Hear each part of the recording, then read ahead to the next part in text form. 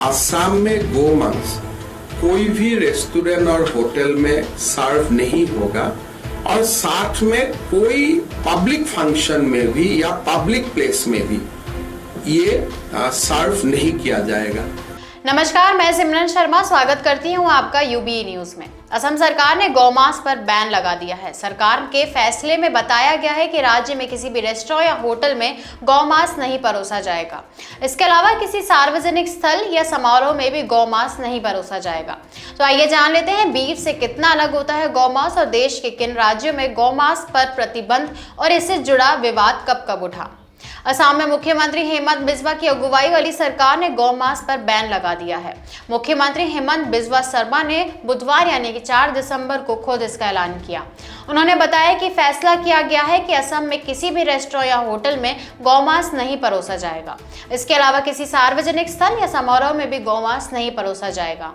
आइए जान लेते हैं बीफ से कितना अलग होता है गौमांस और देश के किन राज्यों में गौमांस पर प्रतिबंध और इससे जुड़ा विवाद कब कब उठा।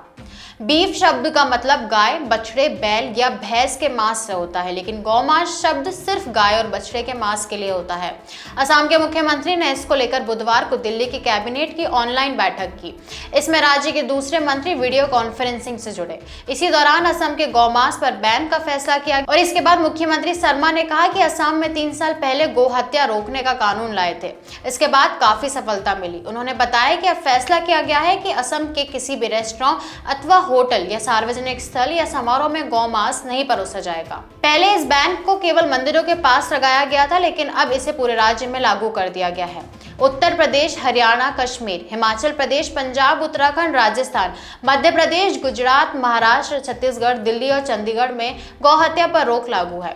गौहत्या कानून का उल्लंघन करने पर सबसे कड़ी सजा का प्रावधान भी इन्हीं राज्यों में किया गया है। इनमें से हरियाणा में सबसे अधिक 1 लाख रुपए के जुर्माने और 10 साल की जेल की सजा का प्रावधान किया गया है। इसके अलावा महाराष्ट्र में गौहत्या पर 10,000 रुपए का जुर्माना और 5 साल की जेल की सजा तय है। छत्तीसगढ़ के अलावा गौहत्या पर प्रतिबंध वाले इन राज्यों में भैंस के काटने पर कोई रोक नहीं है।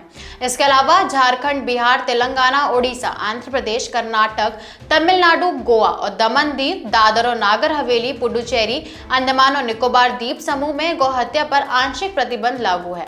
गौहत्या पर पूरी तरह से प्रतिबंध का मतलब है कि गाय और बछड़े की हत्या नहीं की जा सकती। हालांकि कुछ स्थानों पर बैल, सांड और भैंस को काटे और खाने जाने की इजाजत है। इसके लिए भी आवश्यक ये है कि पशु को फिट फॉर सॉलिडर सर्टिफिकेट दिया गया हो। ये प्रमाण पत्र पशु की आयु, काम करने और बच्चे पैदा करने की क्षमता देखकर दिया जाता है।